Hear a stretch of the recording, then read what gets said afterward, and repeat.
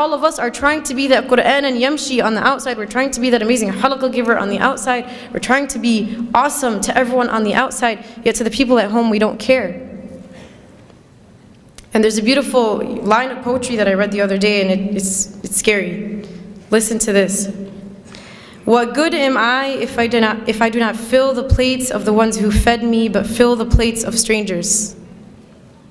What good am I if I do not fill the plates of the ones who fed me, yet fill the plates of strangers? What good are you if the one who raised you doesn't see anything from what she's raised you with? What good are you as the one who fed you doesn't see any of the fruits of what she's taught you?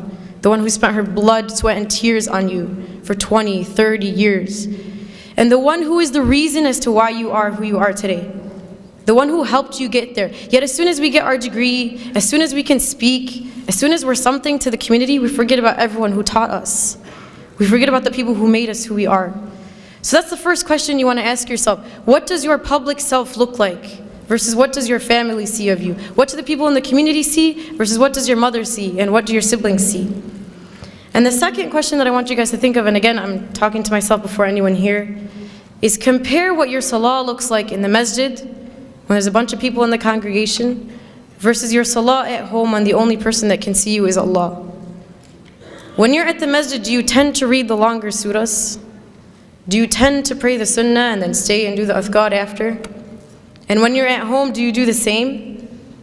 Or when you're at home, is it Qul Huwallahu Ahad and then you're done and then you don't even pray sunnah and you don't even do adhkar and then you move on to the next thing, right?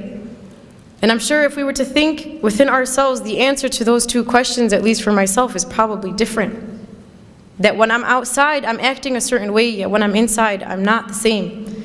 My worship in the eyes of people is not the same as my worship when it's only Allah who's watching me. And the question is, why does it matter who's watching when Allah was watching in both?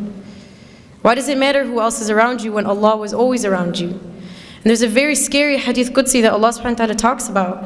And He says, عَبْدِي لِمَ جَعَلْتَنِي أَهْوَنَ النَّاظِرِينَ إِلَيْكَ. He says, my slave, why did you make me the least of your worries? Why did you not care about the fact that I was watching you? He says, أَسْتَحْيَيْتَ مِنْ خَلْقِي وَلَمْ تَسْتَحِي مِنِّي. He says, you were embarrassed in front of my creation, but you were not embarrassed in front of me, the Creator. You were scared that people at the masjid would think you were bad, so you prayed your sunnah and you sullied longer. Yet when you went at home and I was the only one who watched you, you didn't care. You weren't embarrassed that you read Surah Al-Ikhlas and that's it. You weren't embarrassed that you didn't pray your sunnah. You were embarrassed that you didn't do your ithqad.